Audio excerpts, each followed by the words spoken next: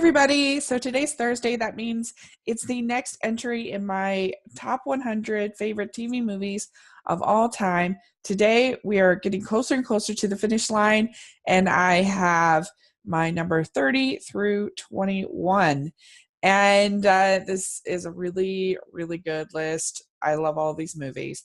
And so it's got some good variety as usual with me. So here we go.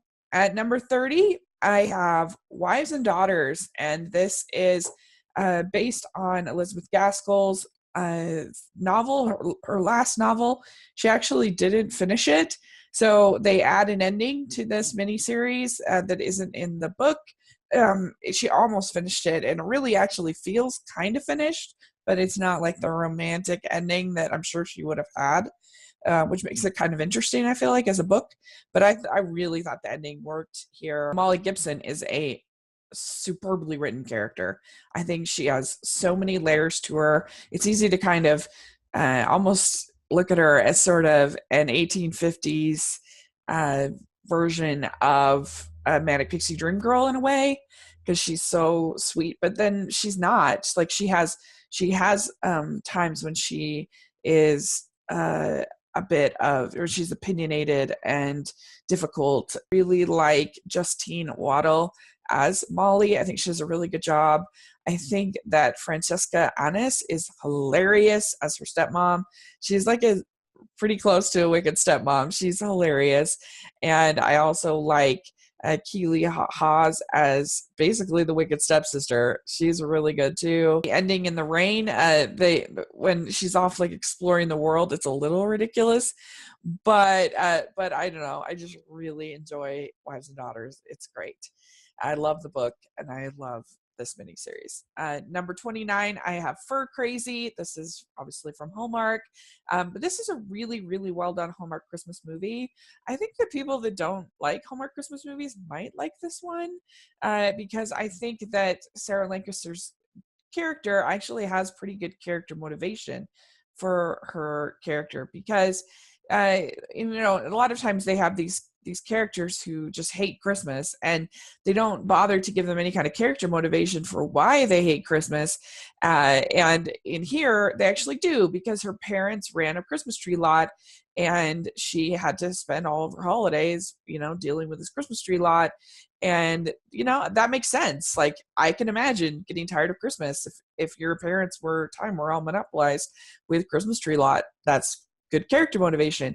And she ends up having to work the Christmas tree lot because she loses her job, and so she's having to deal with that and all those feelings. And the romance is really kind of secondary with Eric Johnson, but it works and it's good. The only part of it that doesn't really work is the head of the department store trying to shut down the Christmas tree lot is way over the top and not great, but I really did enjoy it. So I thought that I think it's one of the best Hallmark Christmas movies, if you ask me. Number 28, I have Jane Eyre, and this is from 2006. This is an amazing version of Jane Eyre. It's probably my favorite version of Jane Eyre, even with the movies. It's so good. It has Ruth Wilson, who's an amazing actress, and she plays Jane Eyre as just this really sort of quiet but confident character. There's something about her that you are just rooting for her the whole time. So great. Toby Stephens is so good. This movie has some like sensuality and some other things that obviously aren't in the book, but it just adds to kind of the tension, and it's super hot and super great. Directed by Susanna White. She did a really good job. There's such chemistry, such like I don't know, like between Rochester and Jane, like the tension and that like romantic tension is amazing. And you just know that these two people like need to be together so much, and like they really emphasize the spiritual reasons for Jane leaving Rochester, and I appreciated that, that she can't lie to God. Like she has to be true to her convictions, and I appreciated that. Of course, the costuming, all the other details are amazing, and it's just a really great version of Jane Eyre. Like I said, probably the best ever done. Then next, I have 27. I have A Ring by Spring, and this is a really good Hallmark movie. I loved it. Rachel Boston is so good. I thought that it was such a good example of how to do a story, a romantic story with like a tiny bit of like magic in there, because she goes to this fortune teller, get a ring by spring, a wedding ring, of course, engagement ring, or she's not going to get one at all. She has this boyfriend, but he doesn't see her as marriage material, which I thought was actually kind of interesting. And well, like, what do we see as like marriage material? I thought that was actually pretty good. She ends up working for this guy that is running this small business, and he's kind of a bit of a workaholic, but like a nice guy, and played by Kirby Morrow. And I thought they had amazing chemistry, and I really just liked how the story played out. Ali Liebert is in this. She's great as her friend. I just really thought this movie was so sweet and so romantic, and I loved it. I loved all the workplace stuff and talking about balance and life, and I thought it was great. So I have Ring by Spring at number 27. Number 26, I have a bit of a cheat. I have the Walt Disney documentary from 2015, but really I have this spot is for American Experience documentaries. There's so many good ones, and I of course loved the one on Walt Disney. I thought that they were very fair, and they even tried to dive into the supposed, like, she's supposedly anti-Semitic and whatever thing, and they found nothing, because that is like, there's just no proof to that at all. And so I appreciated that they kind of got rid of that myth. So their documentaries are fascinating, interesting. They do a really good job kind of diving into all different kinds of characters, all different kinds of historical topics and ideas, and I love their documentaries. Before, I have November Christmas. This is from Hallmark. This was a Hallmark Hall of Fame film. This is probably the best cast that Hallmark has ever had. It has Sam Elliott, John Corbett, Sarah Paulson, Karen Allen, all in it, which is amazing. And it's about this little girl who has cancer, and she is not going to make it. They don't think she's going to be able to make it. And so they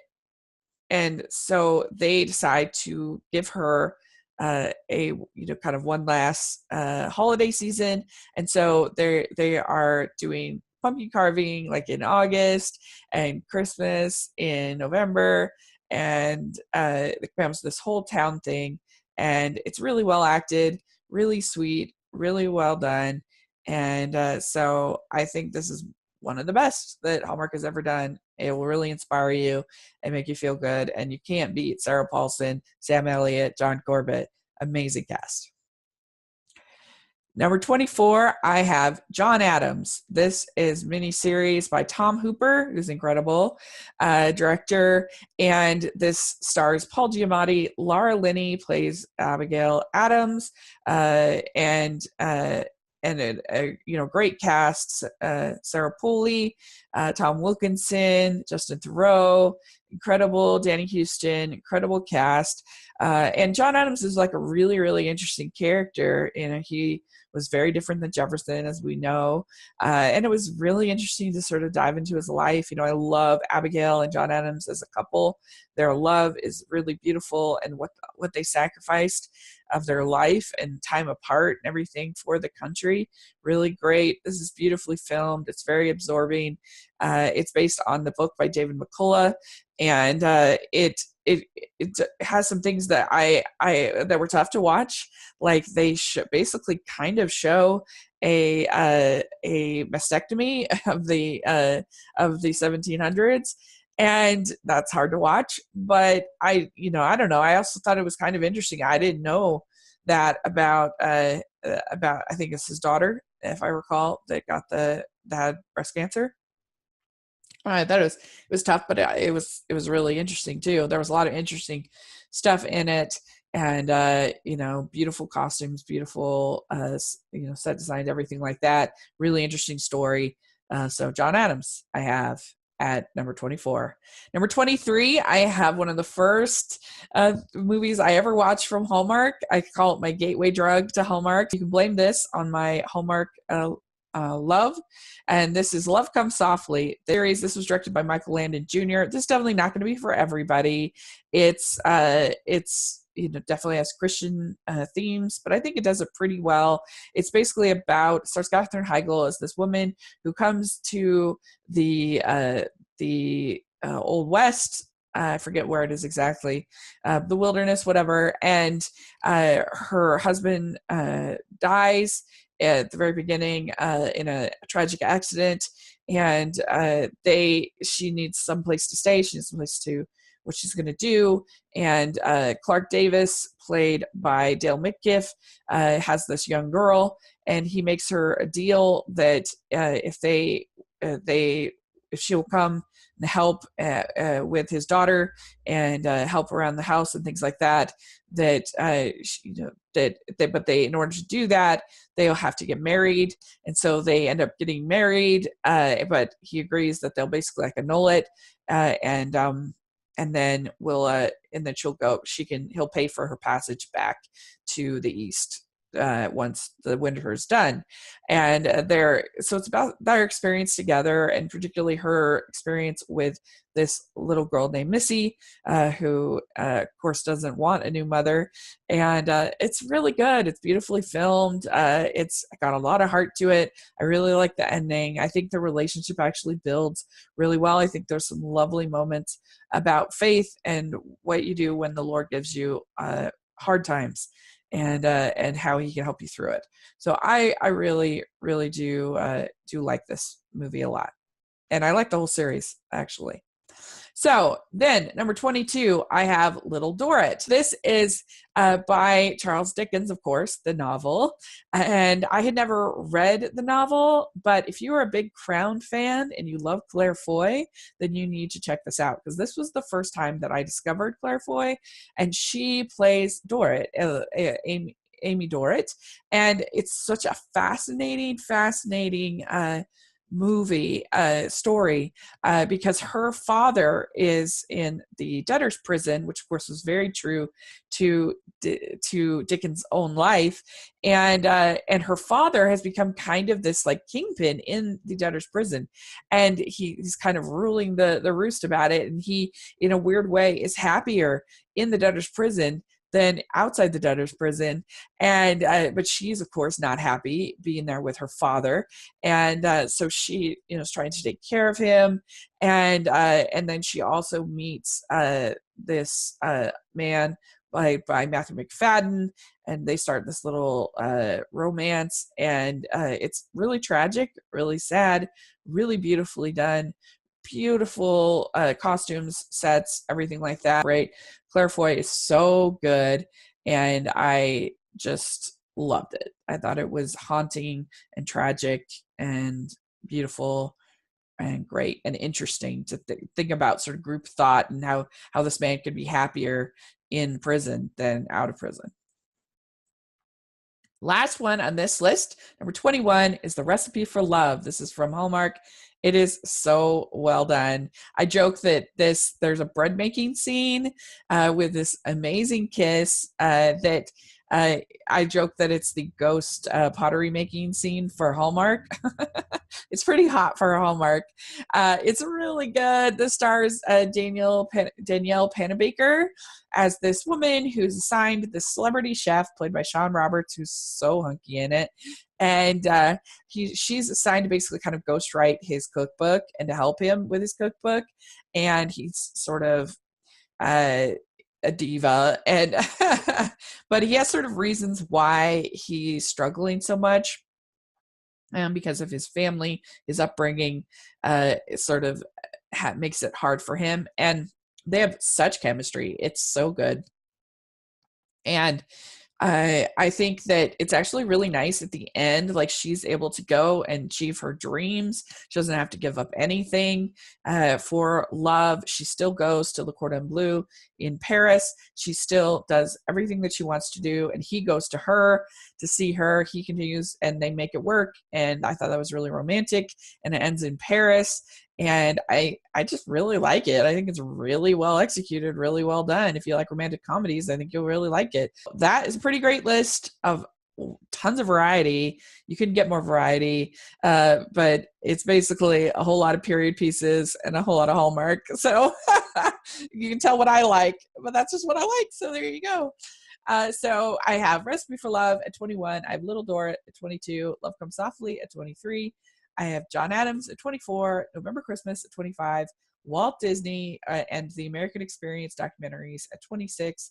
I have A Ring by Spring at 27. Jane Eyre at 28. For Crazy at 29.